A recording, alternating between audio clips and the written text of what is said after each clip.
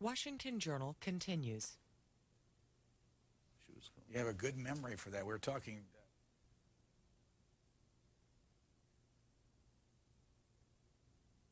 In March, you've been in this country for how long? About that long. So you've been here from the but beginning? In Washington, not quite that long. I came to Washington in 81 or 2, I did. Actually, 82. I don't know where to start with you this morning, except that there's coming up some caucuses and there's primaries and all. Are you paying attention to the American election? No. So I haven't got any. I can't get any. I can't be a good citizen this year. I can't get interested. Can't get excited. Is there any? I think it only encourages them. So when I go around, what I try and do in my columns and in my little appearances and so on is trying to get people to treat the political leadership with the same, regard it with the same contempt that the leadership evidently has for us. I think that would be a start. I really think that last time it looked badly like a sort of prearranged campaign, everything taken care of in advance. The conventions were all choreographed, the presidential debates were all fixed. A friend of mine is actually bringing a lawsuit about that this year to prevent the two parties from keeping out other candidates if there are going to be any. But this time it feels like a fix from the very beginning. It has an awful feeling of prearrangement to it. I heard a rumor that... and it seems to have the same effect on the much of the electorate as it has on me. In fact, I feel uncomfortably as if I'm a member of a majority for once in my life. Can you vote here? No. Do you ever intend Well, to? I wouldn't. I'm not. I'm privileged to be able to do this kind of thing to make myself felt. I heard a rumor, it's not a rumor, I know, that you've been traveling. I have, yeah. Where have you back been? From Cuba. Why did you go to Cuba, and who'd you go with? I went with my family for partly for a holiday and partly because I'm writing an article about Cuba for the upcoming Vanity Fair. And I suddenly thought, I hadn't had any idea what to do about the millennium, and normally New Year's Eve is the only night of the year where I'm in bed by 12. I thought that would be a bit feeble this time. It suddenly occurred to me that the revolution took place in Cuba on New Year's Eve. You remember in Godfather Part 2? All the mobsters are there in the Hotel Nacional, and they think it's a fiesta going on outside the windows, but actually it's the entry of the guerrillas into Havana. Because then I got there and I found out that in Mr. Castro's view, he always has to try and be different. The millennium isn't until this coming year. I mean, he's one of those 2001 freaks. So he'll be in power 40 years? So all they did was mark 41 years of the Cuban Revolution. Did you see him while you were there, Mr. Castro? I did not. No. He didn't even come out and make a speech. I have seen him. I've seen him speak, and I've been in the same room as him, though we haven't met. Who went with you? Your family? Yeah. Your wife, maybe who specifically? Kids? My wife, my daughter, and my father and mother-in-law. How old are your children? Antonio is 6. And I have 2 other children who live in England now. How long were you there? About 2 weeks? No, that's not true. About 8 days. What'd you find there? What'd you see? No, it's pretty bleak now. It's very bleak. It's very poor, partly as a consequence of the collapse of the Warsaw Pact, partly as a consequence of the lack of demand for the... It's still the same as ever it was as a colonial economy. It only really makes poisons like sugar and tobacco. It only really exports that kind of thing. The demand for them isn't very great. They lost their subsidy from the Warsaw Pact from Russia. Really very terrible austerity. And to make up the leeway, they've had to go for tourism in what I would describe as the most vulgar possible way. I mean, there are beaches and hotels and resorts and so on that are reserved only for non-Cubans. You have to have dollars or you don't amount to a thing. But even if you are a Cuban and you do have dollars, there are things you're not allowed to buy. So there's a feeling of, well, they call it tourist apartheid amongst themselves. And then there's a sense of, I don't know what the word would be exactly, frustration, tedium, about the fact that obviously the regime can't last forever. I mean, it's a one-man show. And he's looking older and grayer and paunchier. Are you writing? He refuses to give any idea of what is in his mind. Are you writing for this magazine, Vanity Fair? Yeah. And in this cover story of February issue, Annette Bening and her husband, Warren Beatty. Yes. I guess she's pregnant here. Looks like it. Let's go to Charleston. He's a great one, Mr. Beatty, for narrowing the gender gap. Let's go to Charleston, South Carolina, on the Republican line for Christopher Hitchens. Good morning. Good morning. How you doing? Good morning. Mr. Hitchens, I love it when you're on. I won't miss a minute of this today. Thank you. Even though I'm conservative. But I wanted to know, the last time I saw you on, you were pretty shaken up. This had to do with the machine, the liberal machine that went against you for writing an article apparently on on the impeachment or on Clinton's background. And I was curious, has this changed you at all in how, to me, it seems like the political democratic machine works against people that come out against them or say something about the truth? I've always been curious about that because, to me, you were really shaken up, and, of course, most of the country was probably on your side. I know I was. So I just wanted to see how that's changed you. Well, I don't think I was fortunate enough to have most of the country on my side. Not that I really much mind whether I do or not. I think it would be a bit much, should sound a bit self-pitying to say that I was the victim of a machine. There were unpleasant things were said about me because I had given the lie to the president's lawyers and aides in the Senate trial of the president. They said they hadn't been spreading rumors and calumnies and defamations about a female witness. Several female witnesses, actually, if you go into it. I said that I knew that they had. It was as simple as that. Lots of people could have said the same, and have since. I'm depressed that it's gone away so quickly. I really am, and that this tactic of saying, well, let's move on and put this all behind us and move the country forward, actually an official language of amnesia, people saying it's better to forget, has become an okay thing to say. Shreveport, you're next. Yes, hello. I'd like to start off by saying that I'm a very proud socialist, and that's quite rare in Shreveport, Louisiana. What does that mean to you? Well, my ideas were formed as a teenager, actually, watching C-SPAN, being introduced to people like Christopher Hitchens and Noam Chomsky, and just the idea that people should live to, you know, sort of make life better for other people through, you know, through their own getting together and working for each other's good. I want to make a point. Somebody mentioned earlier, but George Will, that the media has a left-wing bias. When I was studying journalism, there was a sociologist named Herbert Gans that we studied, who said that journalists in general have a middle-of-the-road ethnocentric bias. They're pro-capitalist, they're pro-American, and an example of this is during the past war, when the Chinese embassy was bombed, it was called an accidental bombing, and by everyone in the media. And I'm not saying it wasn't an accident, but how did they know that? And why is that sort of thing? Why do we let that sort of thing pass without commenting on it? Mr. Hitchens. Yeah, well, I caught that bit of Mr. Will's act, actually, just as I was waiting to come in, and I've heard the reply that he gives quite often, which is if you poll working members of the press in Washington, and ask how they intend to vote, or how they did vote last time, you'll generally find them pulling the Democratic lever, or voting the Democratic line. And as a matter of fact, in my experience, that's true. But it isn't true of the people who own their newspapers or their outlets. And it isn't, I mean, for example, if you add up another list, if you poll the press in a different way, look at the number of editorial endorsements that are given to candidates, I don't think the Democrats ever got the majority of newspaper endorsements. Television programs don't tend to make endorsements, so I don't know quite how that would shake out. The ownership of the press and the control of it does not reflect a liberal bias, in my opinion. For example, I mean, take a simple example, every single newspaper has at least one heavily advertising-oriented business section, and very, very few newspapers even have a single person covering what used to be called the labor beat, the unions in the blue-collar world. So there would be an example of bias right there. I have found, though, in my excuse me, in my run-ins with the Clinton administration, that there was a tremendous loyalty to a certain form of democratic liberalism in some sectors of the press. I think a rather emaciated form of it. It made up of people, I think, basically who are terrified of the Christian coalition and who, on matters of what they think of as personal morality and freedom of personal morality, feel committed to what I guess you'd have to call a liberal line. Fort Washington, Maryland. Good morning. You're on with Christopher Hitchens. Good morning, Mr. I'm so sorry. I'll just clear my throat for you. Fort Washington. My question was really going to be posed to Mr. Wilson. He's gone now, but I'm sure you can help me out on this.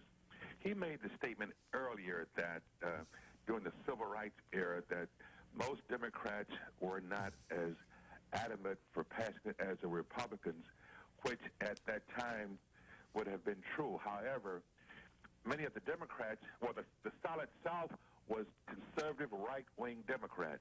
And, of course, they would not vote for civil rights.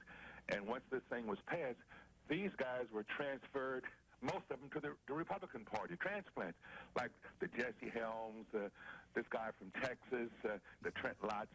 And now the Republicans take the credit for passing civil rights when they are so adamantly against it. My second thing is, when he said that his sports player for the century would be Babe Ruth, and in my opinion, not Jackie Robinson, is almost ludicrous. When Jackie Robinson had to play under circumstances which could have caused his death, he took his fourth best sport and excels very much in baseball. He was an ideal citizen. Babe Ruth was a drunkard, but because of the time, he was celebrated for this. And Jackie Robinson never got the acclaim that he was so richly deserved, only because of his patience and his endurance. Thanks, caller. Mr. Hitchens. Well, I seem to be acting as Mr. George's cleanup crew today. Mr. George Wills. Does that disturb you? George Wills. No, following him with a shovel is always a pleasure. Tonic. By the way, I can help out. The person who said that I disagree with what you say, but I would defend to the death your right to say it, was Voltaire. I was surprised he didn't know that. It was the sort of thing I would have thought he would know off the bat. So let me brag and say that I do know, and that's who it was. He did mention Voltaire, though. Did he? Yeah, he said maybe Voltaire, and he just kind of went off his tongue. Ah, and you thought it might be Thomas Paine. I didn't really have an idea. Paine, but anyway, it was Voltaire, all right. Well, as to the caller's point about civil rights, it is true that in the time of Franklin Roosevelt, when any attempt was made to ameliorate the condition of the population suffering under segregation and official discrimination in the South, that it was defeated by the force known then as the Dixiecrats, who we don't really have in quite the same way now. The Democrats had a lock on the South, and it was a racist lock at the time. When Mr. Johnson signed the Civil Rights Act, he is supposed to have said, as he put down his pen, in fact, I think he was heard saying, or said to friends who reported it, that he thought that would be the death of the Democratic Party in his lifetime. It hasn't led to that, but it did lead to the emergence of George Wallace and to a sort of blue-collar backlash among white Democratic voters. Now, to the point about the Republican Party, my memory tells me this, that Mr. Nixon looked at that phenomenon in '68 and he thought there's no reason why those people shouldn't vote Republican if the thing's properly handled. We can detach them from the Democratic Party. It was actually called the Southern Strategy. In different ways ever since, the Republicans have tried to play that card. As for sports person of the century, you didn't ask, but I can't imagine not saying Muhammad Ali.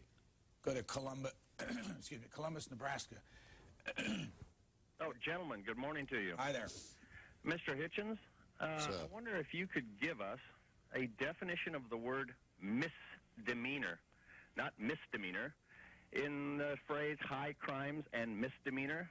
The Democrats seem real comfortable in retreating to his character and his personal character now as a defense for the president's, actions in office. Can you give us a little recitation on misdemeanor and high crimes? Well, there's an irony in your tone which I'm not sure I'm picking up properly, but let's say that we did have to go through a period when, for example, Democratic liberal defenders of the president were saying, well, what's a little perjury when you come right down to it? What's a little obstruction of justice if you come right down to it? What's a little, little of this, a little of that? I thought then, and I think even more now, that what should have been charged against the president in the impeachment proceedings, as well as the offences to the law that he did obviously and palpably and provably commit, was abuse of power. I wrote a long article showing something that is now much less controversial than it was when I first pointed it out, that it's a moral certainty that he did use cruise missiles against the Sudan on a target that was evidently bogus in the week of Ms. Lewinsky's return to the grand jury, and that he used that promiscuous element of force, presidential whim, purely for private purposes. I count that as abuse of power. It seemed to me that it was a great failure on the part of the pro-impeachment forces not to charge that and not to remove the debate, therefore, from the area of, you say misdemeanor, I'll say peccadillo. I'll say it with sarcasm. The idea that these were minor personal faults of the president of the sort that we all might have or all might commit. Well, we don't all commit titanic abuses of power on that scale, and it's a pity that the subject's been let drop, though you may have seen, Brian, in the New York Times about 3 months ago now, an article, whole-page article by James Risen. I hope I'm pronouncing his name correctly. It's spelled R-I-S-E-N. Quoting all the people in Washington, in the security world, in the Defense Department, in the CIA, and the State Department, who had at the time warned that that Sudan target was nonsense, and that the cover story about it was false. The amazing thing about the article was that, having conclusively demonstrated all that, it didn't mention what else was going on that week. It didn't mention the fact the president was struggling to boost his ratings in a battle over impeachment. So to that extent, the attempt to airbrush the thing and put it all behind us appears to have worked. But some of us are not going to let it drop. And I'm pleased to say there's a lawsuit by the true owner of that factory in Sudan, which didn't make nerve gas but made medicine. And the suit is coming to trial in Washington, and he's going to win. Columbia, Missouri. Go ahead, please. Hi, Mr. Hitchens. I've always enjoyed your work in the nation. Thank you. And I really enjoyed your last very small book, but very powerful book, No One Left to Lie To. I thought that was very well done. Thank you again. Yeah, I'm a grad student in American history, and I just attended the American Historical Association meeting in Chicago. And they had a session on impeachment, and Sean Wilentz was on the panel. And I'm just kind of wondering if you might speak to the sort of public role, or, well, in this case, political role of historians, and also whether or not you ever saw Jesse LeMitch's sort of counter petition to Sean Wilentz's petition that said, in fact, what you just brought up, that he should have been charged with abuse of power for bombing. Caller, at a very opportune time. Let me ask you about your meeting in Chicago with the historians. Was there anybody on the panel that disagreed with Mr. Wilentz? Yes, there was. There was a lawyer, and I'm sorry I can't remember his name. There was a lawyer who I think did testify at the hearings. He's came off as a very staunch Republican. I think he even said at one point he was a very staunch Republican, but he was sort of presenting the lawyer sort of side of the law. Were there any historians that would challenge the historians' involvement in that? No. No, there were no historians on the panel that really came out in terms of challenging Sean Wilentz. And I ask about the sort of collective amnesia among not only the nation at large, but and the media, but also among historians about the bombings, because I think that is the real issue, and Thanks. I think that is the real abuse of power. Thank you very much. Christopher Hitchens. Well, I mean, I could only say that I can't agree any more with that. I'd add perhaps one thing. I mean, what struck me as interesting during the impeachment question was that there were possibly 2 points of view you could take as to whether the president's breaking of actually existing American law did, as they used to say, rise to the level of the impeachable. But I used to wonder, well, what happens if the law just takes its course? I mean, he's committed perjury, say, and can be indicted for it, or has committed contempt of court. The thing got out of sync.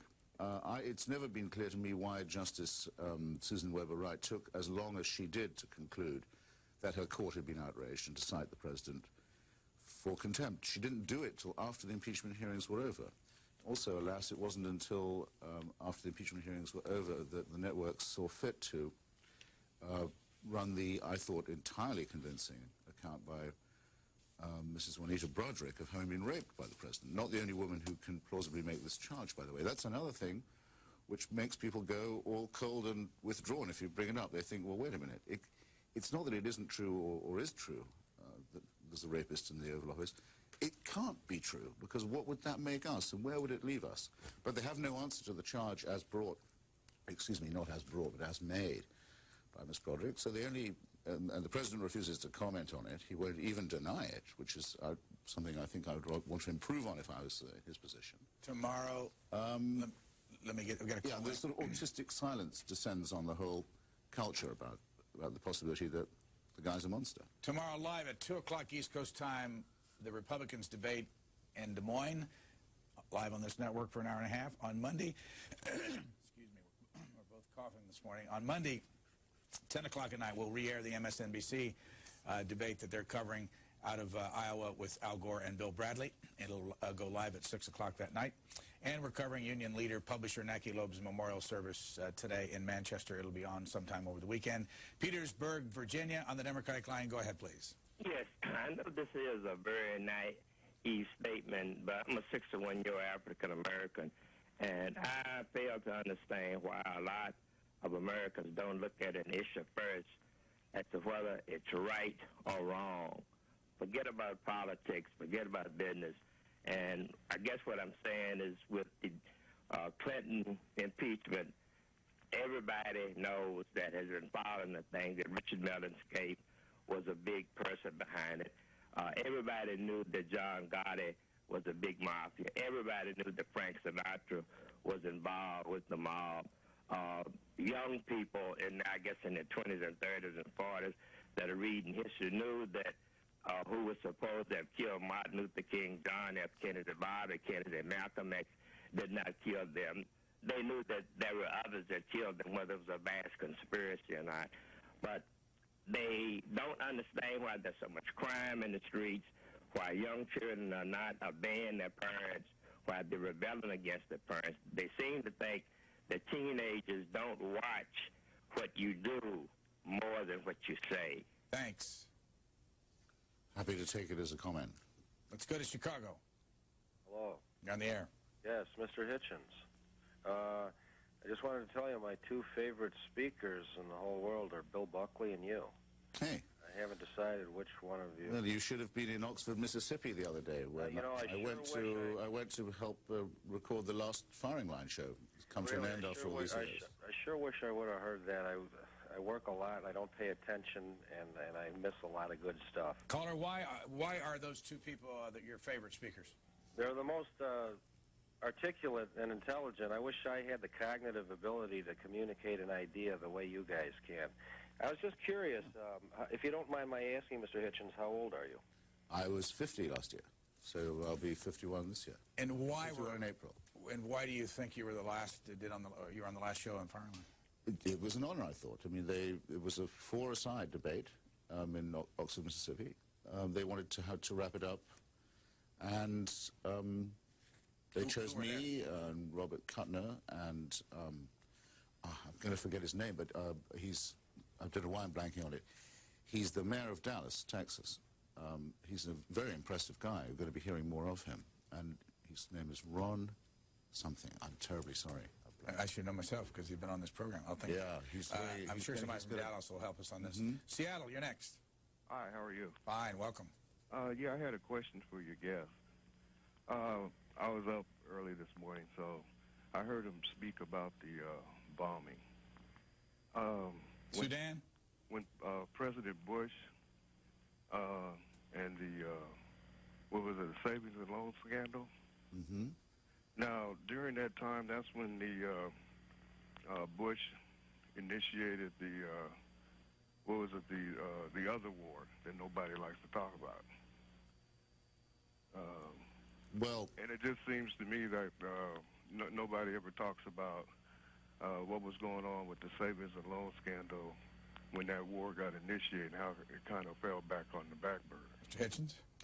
Well, as a matter of fact, I don't think that the savings and loan scandal was confined to the back burner. Mr. Senator, I should say, McCain, to this day has difficulty with the subject when it comes up, even though he was not the most prominent of the five senators who were recipients of the tremendous largesse of Charles Keating of the Lincoln Savings and Loan. It's true that one of President Bush's sons, I believe Neil Bush, who appears not to be governing even a single State of the Union at the moment, I don't know what became of him, was involved in a savings and loan. But I don't think that the strongest critic of the Bush family or of the Gulf War, and I would want to be numbered in both those groups, would say that Mr. Bush was able to start that war to distract attention from his son's business dealings. In my opinion, what Mr. Clinton did to Sudan, to Khartoum, in August of last year, excuse me, the year before, we must now say, it has no precedent. The worst you could say about Ronald Reagan's invasion of Grenada was that it was a distraction from the humiliation that the United States Marines had just before suffered in Beirut. You could say that there was an element of contrivance in the operation, but you could not say that Ronald Reagan did it because he was having matrimonial difficulties with Nancy. You couldn't say it was done entirely to save his own hide and for completely private purposes. You can, and in my opinion, must reach that conclusion about the bombing of Sudan. It is unprecedented as an exploitation, promiscuous, private, selfish exploitation of power by a sitting president. The magazine that you write for, Vanity Fair, has this cover story on Warren Beatty and Annette Bening, his wife. The reason I show you this photograph is a couple of months ago, this man was on the news constantly. Mm-hmm. What happened? Well, what happened was that Ariana Stassinopoulos, Huffington as she now is, Ariana Huffington indeed, had the idea, she's one of the authoresses of this idea of compassionate conservatism. She's moved a little more to the liberal side, I think, since initiating that. Had the idea that there must be someone to run as a candidate who would stick up for the poor and the downtrodden. And she proposed Warren Beatty. I don't think asking him in advance. I may be wrong about that. And quite a lot of people immediately got excited because he'd worked for Gary Hart. He'd been around, you know, the fundraising circuit. He's made some good political movies. And it was a buzz for about 2 weeks, but it seems to be over. Atlanta, you're next for Christopher Hitchens. Go ahead, please. Good morning. Morning. You know, one thing is very, very obvious of most people in America. You look at someone like Christopher Hitchens and all of the very jealous people of Bill Clinton, and they just go on and on and on and think we can't see through them.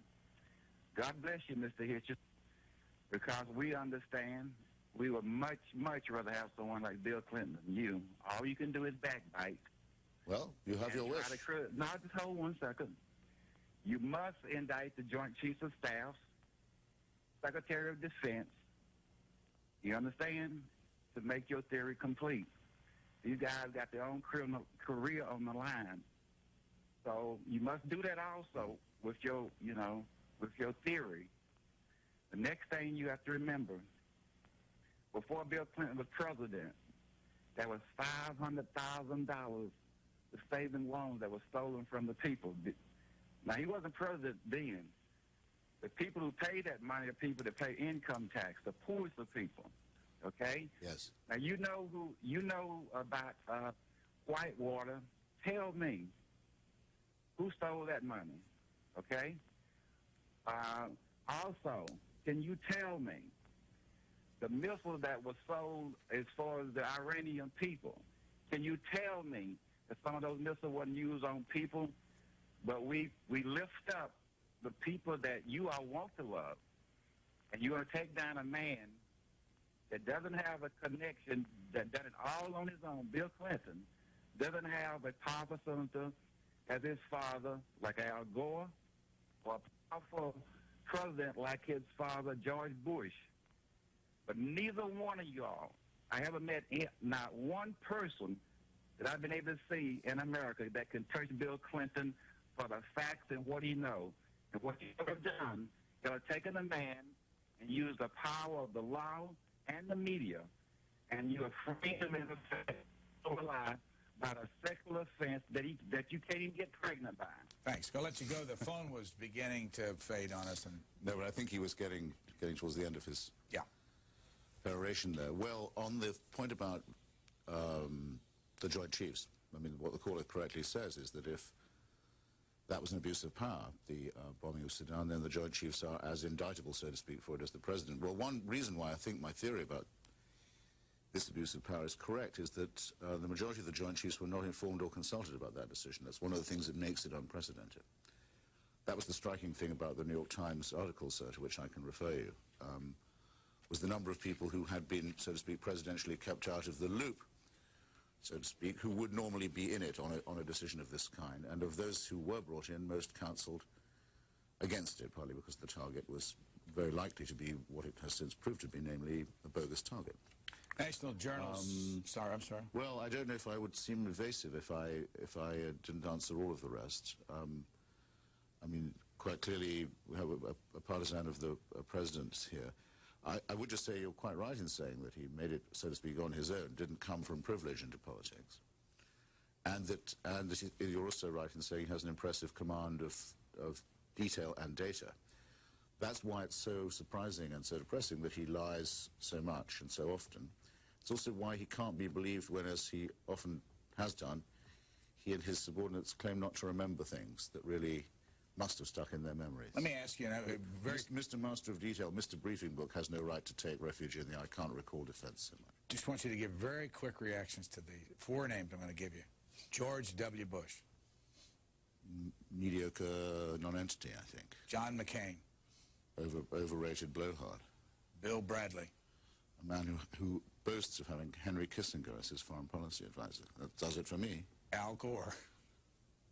A pathetic doormat of a man who's been subjected himself to 8 years of humiliation now, and must wish every day that he'd had the nerve to run against George Bush in '92. He must relive his decision not to do that every day. Couple of quick... you can't have a shred of self-respect left to him. Pat Buchanan? Well, Pat Buchanan represents a tradition that I abominate, the tradition of Father Coughlin and Franco and Joseph McCarthy and all the other people who he admires and wishes to resuscitate. Athens, Tennessee, on the Republican line for Christopher Hitchens. Go ahead, please. Yes, Mr. Hitchens. I was watching, I guess, well, it used to be the McNeil Learner here about a couple of 3 weeks ago, and they were interviewing people in Moscow on the street. And most of the people that they interviewed they believed that Russia had bombed their own apartment buildings. And I've never heard this anywhere else on the news, anywhere else about this being talked about. I mean, it's a reverse Bill Clinton. Instead of bombing a foreign country, they bombed their own country. What do you think? Well, I think the Russian treatment of Chechnya is now and has been for a very long time atrocious. It goes back a long way. You can read the works of Count Tolstoy, actually, who was a serving officer in the Caucasus in the bad old days of Tsarism, who decided. It's a wonderful novel called Haji Murat. The attempt to try and crush these Muslim Caucasian populations was doomed to failure, and would also corrupt Russia itself. I think he was right on both counts. There are some pretty gaunt figures among the Chechen leadership, I understand, and it's not impossible that they would have, after the near destruction of their capital city last time around, have opted for revenge of that kind. But it's not, nor is it impossible, as you suggest, that some element of the Russian mafia or some agent provocateur close to Mr. Yeltsin's police apparat staged it as a provocation. The National Journal has its biennial salary survey of Washington lobbyist Gene Upshaw of the National Football League Players Association is #1. You can see him there on the cover. And he leads the magazine, Money Players they call it. Then they show over here the list of the top lobbyists, in addition to Mr. Upshaw, who was #1 and makes, I'll find it in a minute, it's over $1 million. Let the good times roll. National Journal's first salary survey ran in 1990, they say here. And here's the list, and they show the comparisons. Jack Valenti, $1 million. It was $672 in '89. Robert Vagley, $474 in '89. He's the American Insurance Association. Is up to $925. Donald Ogilvie from $450 to $635, American Bankers Association. John Damgard, $407 in '89. Future Industries Association, he's up to $485. Goes on Heather Ruth at $230 up to $612. She's the Bond Market Association. I'm going to ask you about this in a moment. Greenville, South Carolina, go ahead, please. Oh, what a thrill, Brian. Morning. I wonder if you can hear me. We can. I've learned that the reason some of us sound so pathetic is we've been on mute and we've lost track of your conversation, and I apologize. Last time I called you, I sounded like a schizophrenic terrorist. I think I'm the first one who mentioned Y2K to you, and you nor your guest had any clue at the time. But what I'd like to bring to your attention this morning is the Washington Times article. The headline is, Jane Fonda becomes a born-again Christian. And I'm stunned that no one else has mentioned this morning in the light of the fact that she and her wonderful husband, Ted Turner, who I admire greatly, has made some pretty disparaging remarks about Christians and has kind of taken it on the chin. But according to this article, one of her longtime critics calls it a conversion, right up there with Saul of Tarsus. And I wonder if the Christians who are paying attention might pray for Jane. Thank you for everything, Brian. I love your show. Thanks. And by the way, you must not have been listening earlier because we talked about this. And, of course, when I need it, I can't find it. It's somewhere on the desk. On the front of the Washington Times. Oh, I know. I only noticed it this morning. I just can't find I couldn't believe it was the only paper I was seeing it in. Well, it appears to be an element in the separation between, if you can have separate between, no, her separation from Mr. Turner. It came from here. It's an old story. Let's say what's today is the 14th. It started on January the 6th on a .com, a worldnetdaily.com. Joseph Farrow was responsible for the story. And the story in the Washington Times basically parrots what he said. And it says Fonda becomes born-again Christian, and she goes to the church, among other things, of her chauffeur down in Atlanta. Yes. And what would you like to... Are you a Christian? I'm not. What are you? I'm not a member of any church. I don't think that there's any supernatural guidance. And here's the article, by the way. I don't think my presence here is attributable to any form of divine intervention. What did you make of the story? I thought it was a sad little story. Why?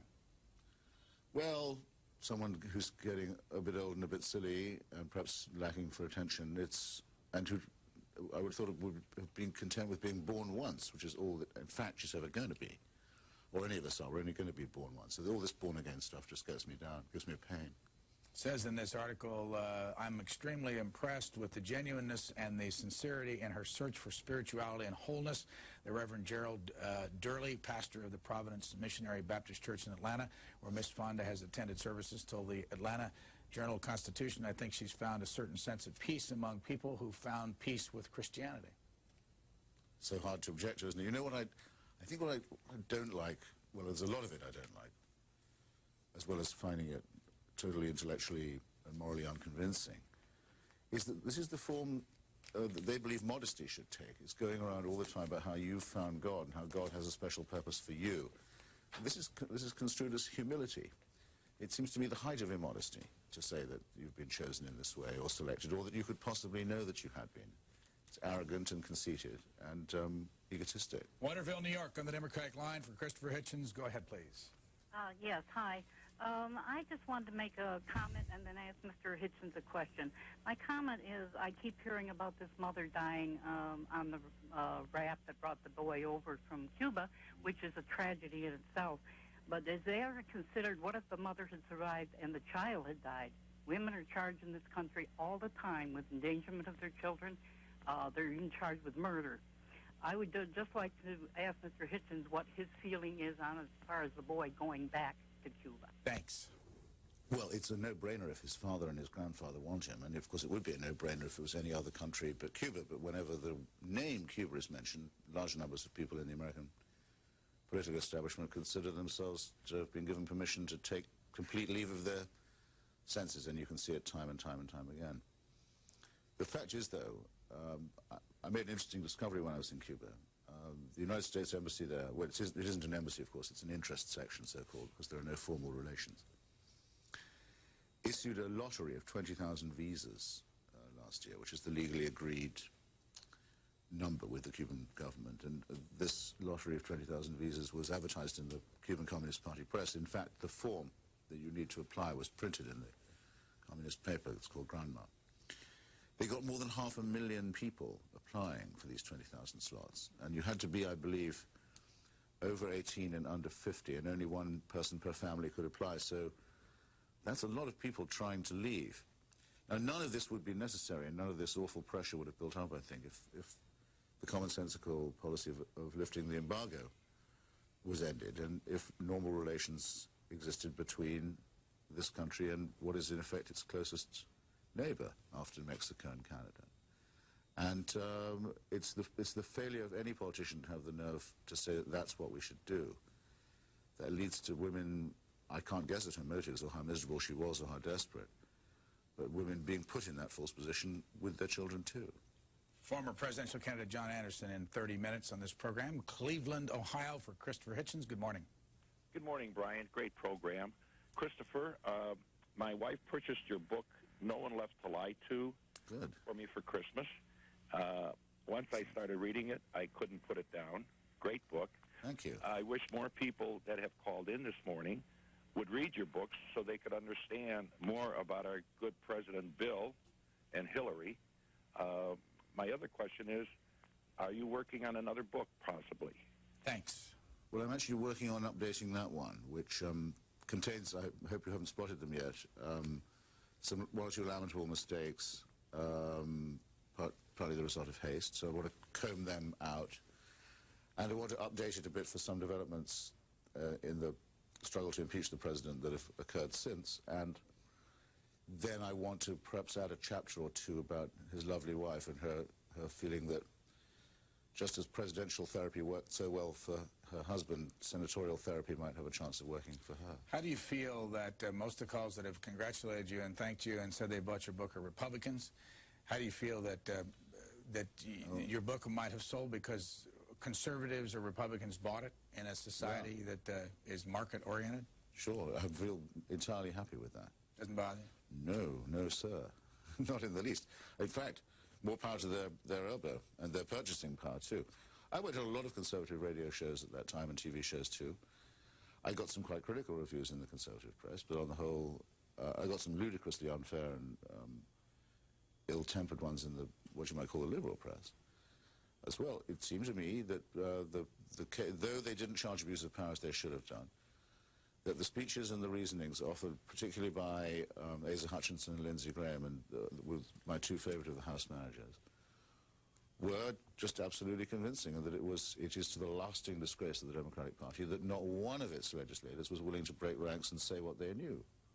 Or rather, say what they knew. Act as if what they said they knew to be true mattered and was a matter of principle, and that it wasn't a disgrace that such a man should be president. Indianapolis, go ahead, please. Hi there, how are you? Welcome, sir. Say, I have a question for Mr. Hitchens. Am I very far wrong when I say that the enemies of Pat Buchanan have supplanted the word isolationism for the word patriotism? Thank you. Have supplanted the word isolationism for, I think, I'm not certain I follow the grammar of the question, sir. He's not still there. Let me ask you about this National Journal survey of the top 50 highest paid trade associations. Yes, I saw this yesterday in the Post. Yes, Gene Upshaw is $1.8 million a year. Frank Zarb, who used to, I think, be in the Nixon administration, runs the National Association of Securities Dealers, $1.5 million a year. Ron Ziegler, he's no longer in this job, but as the National Association of Chain Drugstores, he was getting $1.4 million a year. I once went to speak at his convention in Palm Beach. We had a great time. And they paid you? Yeah, not badly either. Jack Valenti, $1 million. Carroll Campbell, former congressman, $891,000. And Jack Valenti was down, I read. That he wasn't riding as high as he had been. Yeah, well, he's getting the same money, but he's not not number one. More people are getting more money than him. Then you have Carroll Campbell, as I was mentioning. What do they do for the money? Isn't that what you want to ask? I got some more here I want to tell the audience about. Frank Fahrenkopf on this list at $752,000. He's the American Gaming Association. Former Congressman Willis Gradison, $737,000, Health Insurance Association of America. Former Congressman Henson Moore, American Forest and Paper Association, $703,000. Former Congressman Dan Micah, Credit Union National Association, $688,000.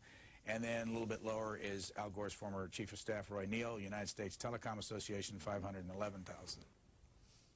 Yeah. Well, I would like to know what they do for the money and what they do with it once they've got it.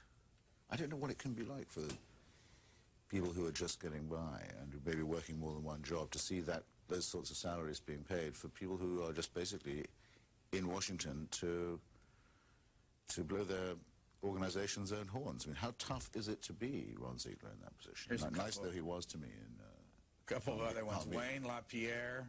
It's the NRA. NRA, $249,000. Sarah Brady, Handgun Control, $238,000. Who knew? Lemon Valley, Nevada. Go ahead, please. Good morning. Hi. Three things. I was very amused at your quick wit, and you described the rogues gallery of candidates just now. Oh. It was the merest abuse. I mean, I'm sorry. I'll try and be wittier next time. I thought. Do you think it's? I think it's delicious purposely ironic that you've been adopted as a darling of the right wing since you're a leftist like me. The third thing... Well, the right wing was happened to be right on an important matter of principle, which... This issue about Sudan, wasn't Afghanistan also bombed at the same time in response to the bombings of our embassies? And yes. If Afghanistan was bombed for legitimate reasons, how does that affect your theory that the whole thing was used as a cover for the Monica Lewinsky? I think Afghanistan was legitimate. That leads me to believe that Sudan was simply a mistake. On the Afghanistan is different also because, as far as I know, there are no diplomatic relations with the Afghan government. I may be wrong there. There are with Sudan. And it's believed that Mr. Osama bin Laden is there or was there. Though actually, as I remember, at least one of the cruise missiles hit Pakistan, which had just not long before that gone nuclear. So I'm not sure of the prudence of the operation. It doesn't affect my theory at all. Drayden, Maryland. Good morning. Morning. Bravo Zulus to you, Brian. You're the master of this format. Well, that's an old Navy term. You wouldn't probably know that, except your father was in the Navy. Yeah, he was. Yeah, very much so. So he'd know Bravo Zulu. I've just spent a week reading and reviewing all the novels of Patrick O'Brian. Have you tried them, by the way? They're wonderful. The deceased Patrick O'Brian. The late Patrick O'Brian. Yeah. Yes, sir. Mr. Hitchens, I'm not sure that you're considered universally the darling of the conservatives in this country, but I do admire your ability to speak out on something that so obviously was wrong. And that's my point. Mr. Will, who was on earlier, and yourself are pretty much to be considered at opposite ends of the spectrum, but the striking point is how obtuse a bend was made in that spectrum to meet in the middle at both ends in recognizing that Bill Clinton and his minions were so adamantly wrong in the way they handled the process after he was flagrantly caught out. I'd like your comments on that. With regard to how the spectrum was bent to recognize that and why the middle ground of that spectrum is pretty much turned a blind eye towards the process. Christopher Hitchens. Well, there were people on the left in 1992 who were actually almost the only ones to point out that there was something funny about the way Clinton did business in his home state of Arkansas. There was something funny about the way he raised money. There was something a bit iffy about his attitude to women. And so on. I mean, I remember making this point myself, and not alone. Alexander Coburn, also in The Nation. Ralph Nader and Jerry Brown both brought it up during the debates. And if you remember, Clinton was very annoyed at being asked these questions about his wife's business activities by Governor Brown of California. So at that time, the right wing wasn't doing anything about it because, well, what do you know? The Whitewater business is a savings and loan business, for one thing, or the Madison Bank is a savings and loan business. They didn't particularly want to bring up savings and loan, the Republicans that year. It's easy to see why. Nor did they want to bring up campaign finance misbehavior for obvious reasons. On topics like that, there's very often a kind of mutual assured destruction between the parties, a consensus not to bring these things up. It wouldn't anyway have been the Republicans raising topics like that against Clinton. So for a while there was a rather sort of weird, eerie protection of Clinton, and he was attacked only from the left. Then a force that you could, I suppose, describe as the Christian or moralistic right became more fully informed of the thing and more seized of the idea that Clinton was a rat bag and a draft dodger and a cheater and so on. And they began to make the running, and I'm afraid that had the paradoxical effect of scaring a lot of liberals who should have known better into saying, well, we can't be on the same side as these right-wing rednecks. Some of whom did indeed make hysterical accusations, such as that Clinton had murdered Vince Foster and all kinds of absurd things like that, which, I mean, suited his book only too well, because it then became possible to paint people, say, such as myself, who really did think the president was a crook and a psycho, as wackos and eccentrics and so forth. So it was a very low level of debate all the way through. But that's a partial guide to why it stayed low, in my view. Because some people in the audience, I have to use the word some, enjoyed your characterizations of people running. I want to try some more with you just to get, this is quick. Donald Trump. Oh, please. Well, he's managed to cover 90% of his head with 30% of his hair. Jesse, so that's an achievement. I'm sorry to see he's lost the Slovene supermodel, though. She was She was, Al Newhart says Vola de Tour, huh? Al Newhart's upset about that today. He writes about Donald, I mentioned him, Jesse Ventura. Well, I liked what he said about religion. I thought that was courageous, and I was sorry to see him trying to back away from it. I know no bad things about him. He does somehow find it hard to shake the impression of being a clown, though. Ross Perot. No, the guy with the megalo.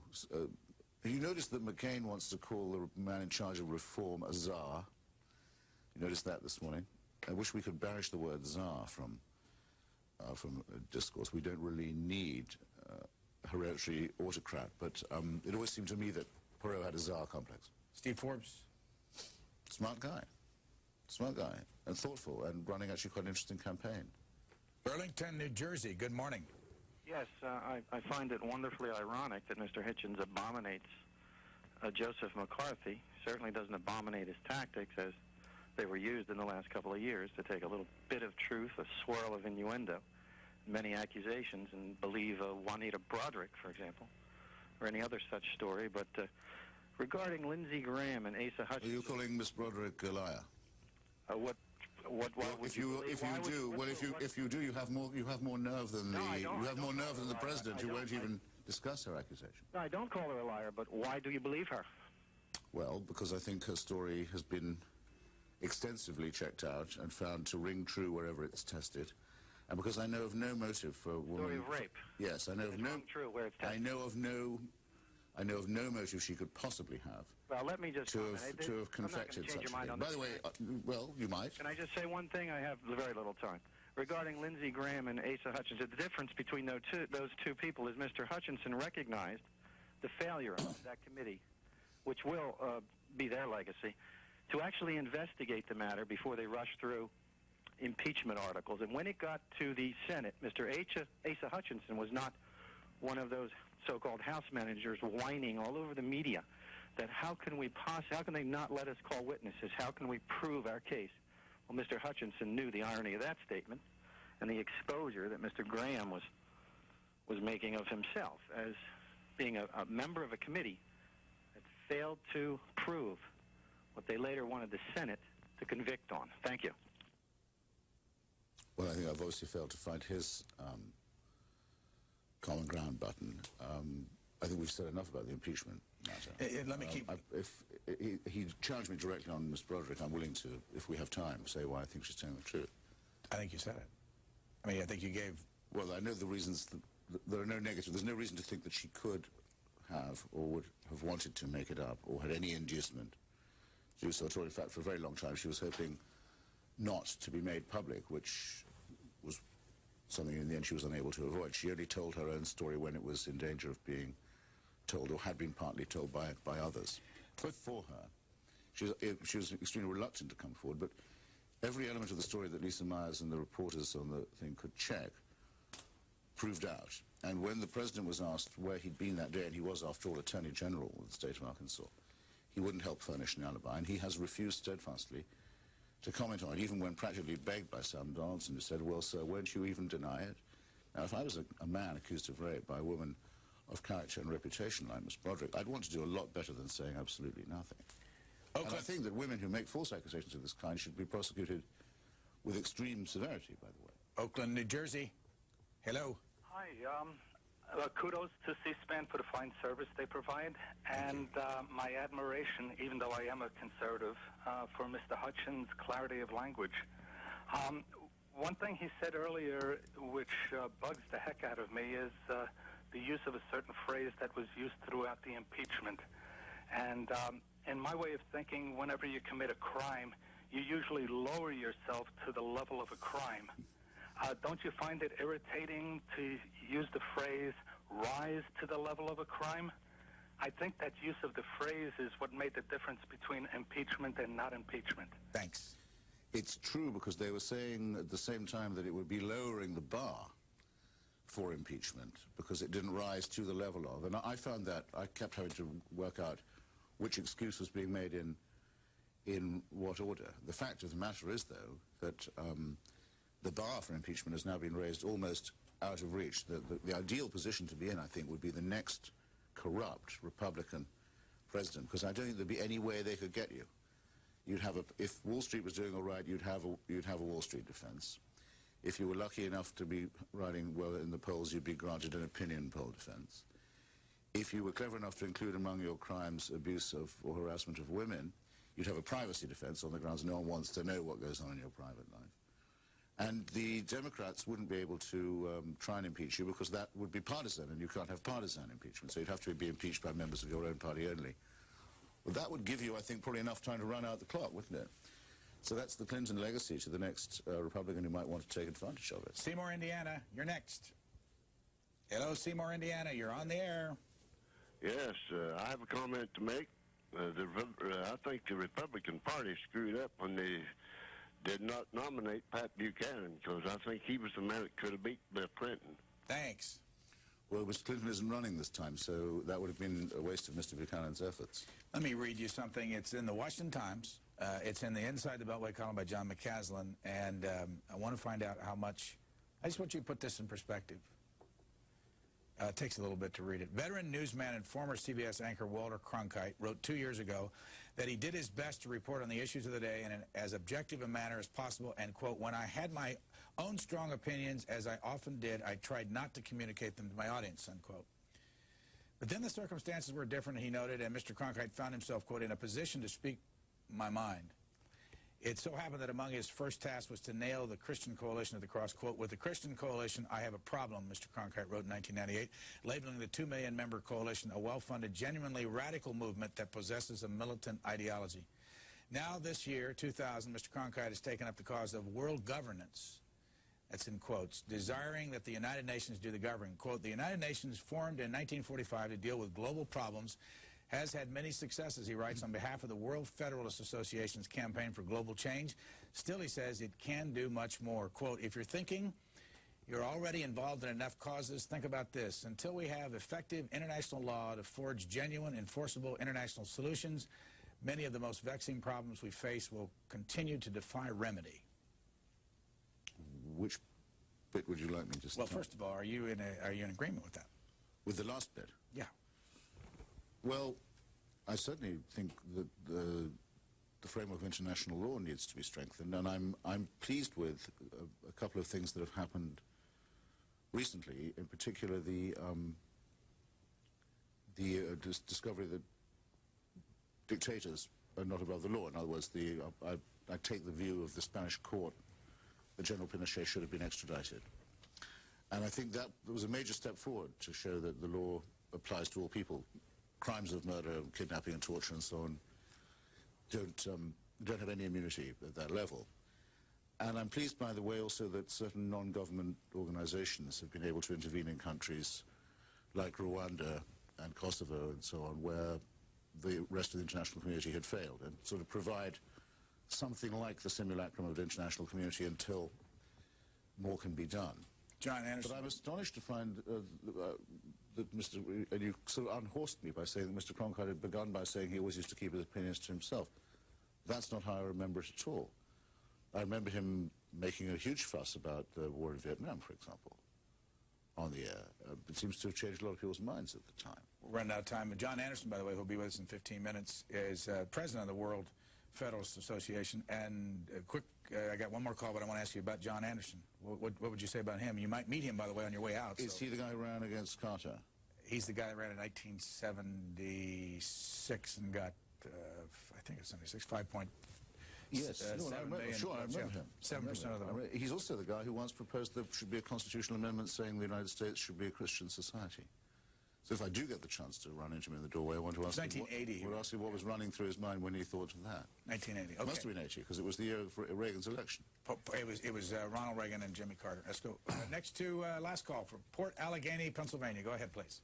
Good morning. Hi there. Thank you for this opportunity to speak with you. Welcome. Christopher, I enjoyed what you said about the being born again and the modesty and how the two don't coincide. I just wanted to ask your opinion on Susan Faludi and her 2 books, Backlash and her new one, Stiff, if you've read them and how you view those. Thank you. I have not read them. I'm terribly sorry. So you have nothing to say? I think I probably better not. I have read work by her that I have liked. I read Actually, there was a brilliant article about pornography in the New Yorker, which I believe forms part of the new book, which has the rather risky title of Stiffed. So to that extent, I suppose I could say that where I was familiar with her work, I've enjoyed it. Christopher Hitchens, thank you for joining us. Always a pleasure. We're going to have to unhook you. We're going to stay here and continue chatting with the audience, and please come back. It takes nothing, anytime.